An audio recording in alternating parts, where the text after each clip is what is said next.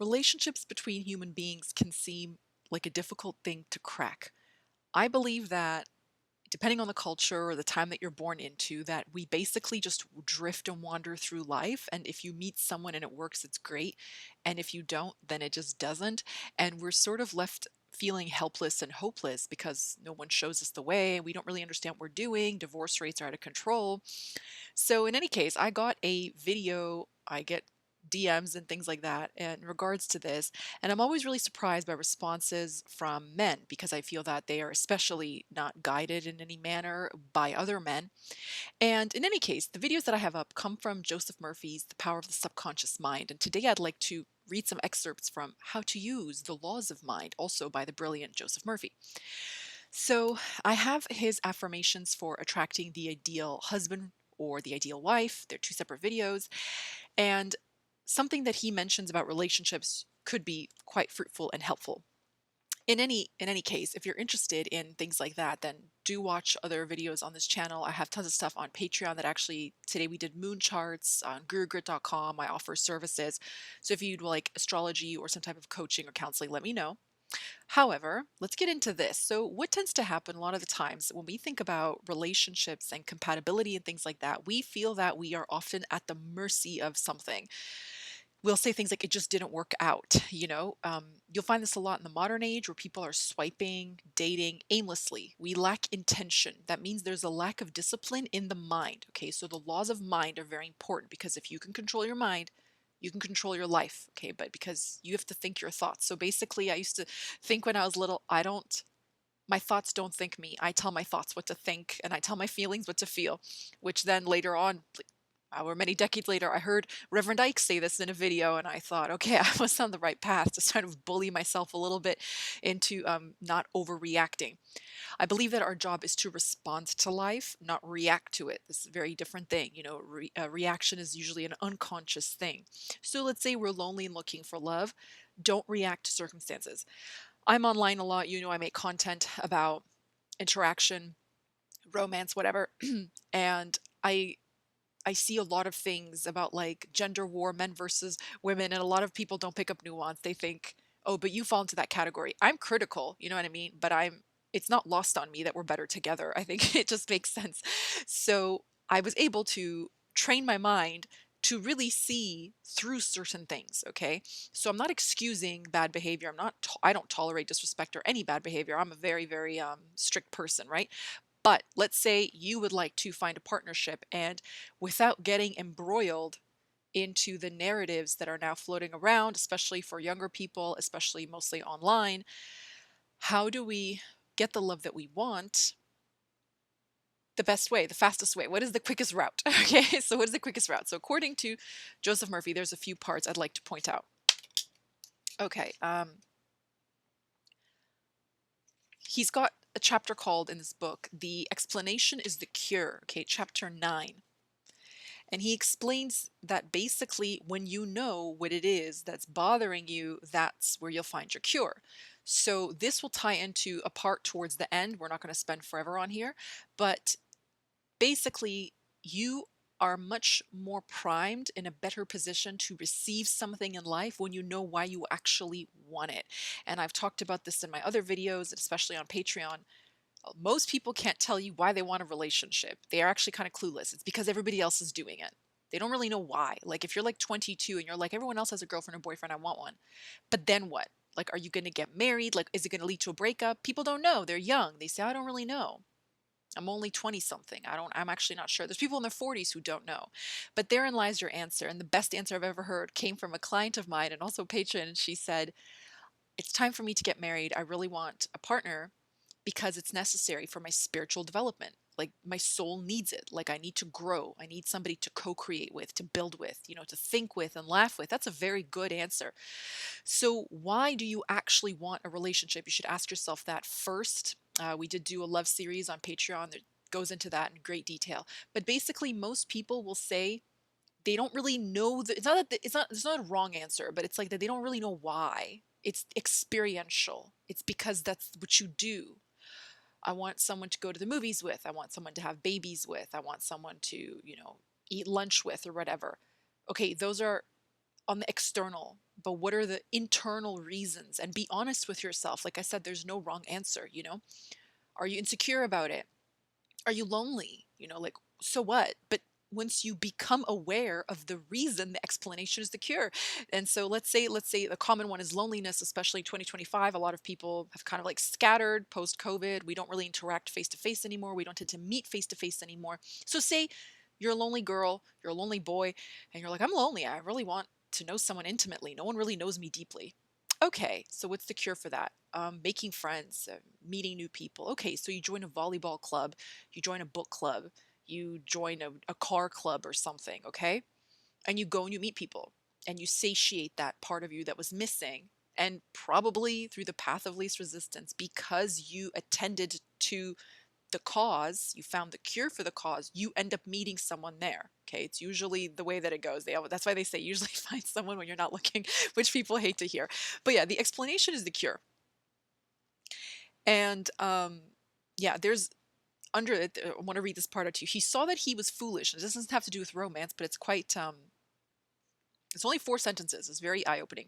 A businessman frankly admitted to me recently that he was wishing failure on a competitor across the street from him.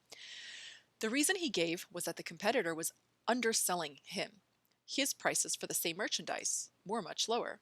So, this is another thing we have online. We have a lot of jokes, or in person, like, oh, like you'll see a happy couple and they'll go, oh, I just like wish I walked into a meat grinder. Or like people will say funny jokes. Like, I mean, they're funny, but don't actually like obviously do these things and don't wish these things.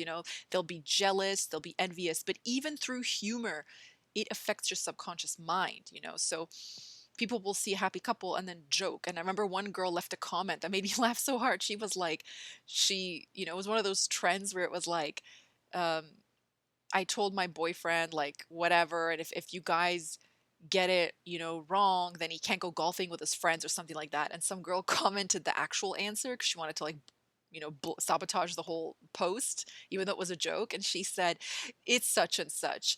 If I'm not happy, no one's allowed to be," which I thought was really funny. But then I also thought, oh, come on now, like, your subconscious mind has no sense of humor. It will take it literally. There's another part of this book that discusses how life is impersonal. Okay, that's why we say life goes on or c'est la vie or sous la vue. Okay, life doesn't care. Your job is to respond to life. I know that sounds really horrific and desensitizing, but life isn't personal, it's impersonal. So if you're like, oh, I'm lonely, life is like, here you go, have more of that. Or I really want that, I don't have it. Okay, don't have it some more. You have to train your mind to pinpoint the things that actually circulate joy if you want to be part of that club. So if you see a happy couple, you have to pump thought toward that and let life, it's like you're putting in an order. Same thing with prayer. Like, don't think of prayer as petition. Like, please, please, please think of prayer as just like putting in an order. Be like, I'm your heavenly child. You're my heavenly parent. You know what I want? I'd like it. Thanks in advance. It's coming. Thanks in advance. Like, you're just basically making an order. You would have a lot of confidence if you walked into a Taco Bell and got a whatever crunch, whatever supreme, this, that, the other. You pay the money, you expect it to show up on the counter, you expect it to be delivered to you. It's the same way when you put your thoughts out. You have to have a certain level of expectancy. And to do that, you have to have clarity. So here we have look within always for the cause. When you learn to exalt the divine presence, the living spirit, the reality of them, they will automatically respect the divinity in others, right? The criminal hates himself and projects that hatred onto others. He has never found his real self, which God is within him. Boys and girls who are mistreated, neglected, and unloved in their home life become misfits, troublemakers at school, and agitators, stealing, lying, and such. They are trying to get attention and recognition, but they get it the wrong way. Actually, one of my very good friends said that. She goes, most of my childhood, I remember being chased around by a slipper. She said, because I didn't know how to articulate to my parents that I wanted attention. So I would just say something really horrible. Like she'd be like, it's your fault we're poor. It's your fault we don't have nice things. Just because she knew that they would start yelling at her. And she goes, I knew what I was doing, but it's like as a child, it's the only thing I knew at the time. Right? So in a way, when I said search for the explanation is the cure, like search for the reason, like be honest with yourself. Why do you want what you want? But then how do you go about getting it? Are you treating people well or mistreating people? And Edgar Cayce used to say, if you want a friend, you have to be friendly. So I would say, if we want love, we have to be lovable and we have to be loving. But I would take the pressure off the romantic definition of that and just say, take your love and spread it around the world. You could plant a garden, you could adopt a dog, you could be kind to your neighbor, shovel someone's driveway. If someone had a baby, you bring them a fruit basket or something, you make them some frozen lasagnas they could throw in the oven. So that those are acts and gestures of love, it's community building. And then through that, probably we will end up meeting an intimate partner. So he continues, in truth, there is no one to change but ourselves. If we have the wrong attitude towards life and people, everything will go wrong. Realize that when you are divinely guided, all of your ways will be ways of pleasantness and all of your paths will be peaceful and harmonious. Remember, you create your own success, happiness, and peace of mind. You are wise when you realize that your success and prosperity in life do not depend on what other people say or do not say or do not do. Realize also that you were born to win and to succeed and to triumph over all obstacles. Your success depends on your attitude of mind and your conviction about God, life, and the universe. God is always successful in all his undertakings, and God indwells in you.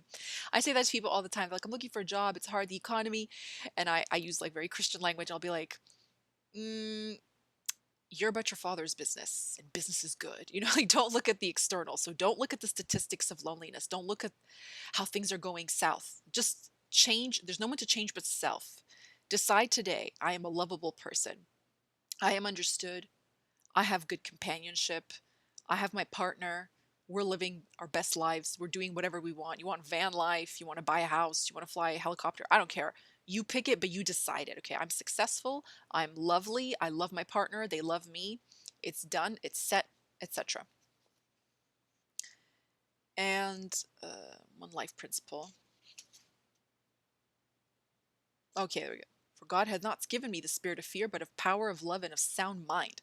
So we must decide, obviously, that we are of sound mind and good judgment. For much better it is to get wisdom than gold and judgment than silver. So when we have good judgment, we're basically aware of why we want what we want. And then when we are aware, we don't feel shame. So that's the next thing I'm doing for Patreon. We talk about shame. Shame can be quite valuable. Okay. So when you understand, like, there's nothing wrong with being single, there's nothing wrong with being lacking confidence in a certain area of life. That's just life. Okay, you're not born knowing any of these things. We must experience them to actually learn their value and how to apply them and what they're for. So that's just completely normal. We all have our time in these things. So anyway, in the power of suggestion in this chapter, one thing I do want to mention, he does have a chapter on marriage and sex and relationships and such. And he says that a true marriage is of the heart, and the heart of the or subconscious mind is the dwelling place of God, like Psalm 91 opens with.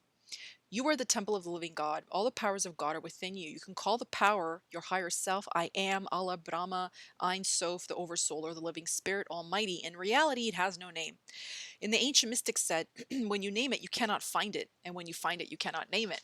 So if you can train that inner being, that inner consciousness that's in your mind, remind yourself who you are, ask God to reveal himself to you or herself, itself, whatever you believe. Okay, so for 30 days, I would say you reveal yourself to me and you will find you'll be a much more confident person. Or, you could just I like 40 days. I think like that's very biblical, 40. And on the 41st day, you have a breakthrough. But try for a month. Just be like, I am so loved. I have so much opportunity. I have so much success. I have so whatever you want, right? Fitness, health, party invites, whatever makes you feel glad to be alive. And anyway, also the way that these mind science teachings work. I don't even know. They're not new age. They're extremely old. I mean, like the Fillmores were teaching this in the 1800s with Phineas Quimby and Mary Baker Eddy and whoever else. But basically, well, technically, it's been around for thousands of years. But basically, it's that you get what you put out. So, in effect, as you're responding to life, it responds to you. But I said respond, not react. So, if someone cuts you off in traffic and you react, you're going to get somebody else to cut you off in traffic. If someone cuts you off in traffic and you're gracious and you think they're having a bad day, they have low blood sugar, it's Friday, it's been a long week, it's hot outside today, no one's thinking straight, you let it go. The next time you cut someone off because you're not thinking straight, somebody else will show you grace. So respond mindfully and consciously. Nothing's gone wrong. We're all here to learn and make the best of everything. Like, we're all here to just gather experience. And the thing about being with another person is so lovely is because it shows you a lot about who you are. So towards the end, as I was mentioning, he emphasizes that a lot, that like marriage takes place in the heart before anything else. So that means, and I said at the beginning of the video, people aren't as intentional as they used to be. We casually date, we're casually too promiscuous. You're free to do what you like, but there is a subconscious and energetic or spiritual backlash to that, which leads to nowhere, right? It strips you of intimacy, it strips you of deeply knowing somebody, which means somebody also can't deeply know you. So it's important that when we make an intention to find a partner, that we're very, very certain and we're very deep. It's a deep desire. It's not just like, um, I'll date that person for 3 months and dump them. I'll do that to this person for 6 months and I'll see what they're like. Because when you're relationship oriented, I know a lot of people don't believe this, but when you are marriage minded, when you are partnership oriented, you could pick just about anybody and be just as happy. A soulmate or whatever is not coming to save you. As Edgar Casey said, if you wanted to be happily married, you would never marry a soulmate because you have karma with them, and that's just a recipe for disaster, basically. So you would just pick somebody who wants the same things out of life as you and start there. Compatibility, like, I do astrology and we talk about these things. At the end of the day, compatibility is largely a choice. You choose to be diplomatic, you choose to be forgiving, gracious, understanding, fun loving, collaborative, cooperative. Those are decisions, right? They come with maturity and life experience.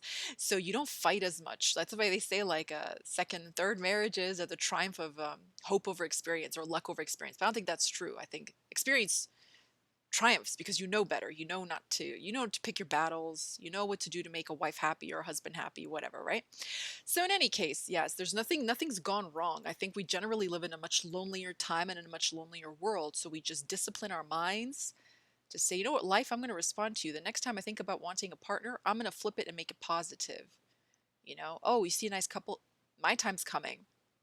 I claim that. That looks nice. I want someone to make me a birthday cake and decorate it in the way that they know I would like. I want someone who's thoughtful, who thinks of me, who buys me, writes me a nice card for my birthday, whatever, right? So, anyways, I hope that helps. It really is all an inside job, okay? And being really intentional should resolve like 80% or not 90% of the world's loneliness issues. I think that a lot of people put too much pressure on themselves and we put too much faith and hope in things that are not stable. They lack foundation. Like when we say, oh, they liked watching whatever horror movies on Netflix. I like comedy. We're not compatible. So we just like broke up. That's ridiculous. Like you're never going to agree with anybody 100% on something. So you have to, it starts from within. You have to say, I'm flexible. I'm not rigid. I'm an easygoing person. So I'm easy to love. There means I give my love freely and easily to others. And then that will just open you up more. Okay. It just makes it much more easier for things to flow to you. So in any case, I hope that you've enjoyed that. It was very, very brief, very few excerpts. If you'd like to know more, you know where to find me, Grew Grit, TikTok, Instagram, etc. Love you all. Thank you for watching. And yeah, bye for now. I'm going to try to post more on YouTube over the summer. For those of you that know, I've been studying for the past year and a half, so I've just been extremely overwhelmed with all of that. And yeah, I have a couple months off for June and August, July and August. So I'm going to try to post more. But yeah, thank you for watching. Another thing I'm going to do is I've had people with aphantasia message me quite a lot. I've learned a lot about, I didn't know much about it like 3 years ago. But yes, I'm going to discuss that, how to get what you want without having to visualize. Okay, so that's also very much possible. So thank you so much. And until next time, bye for now.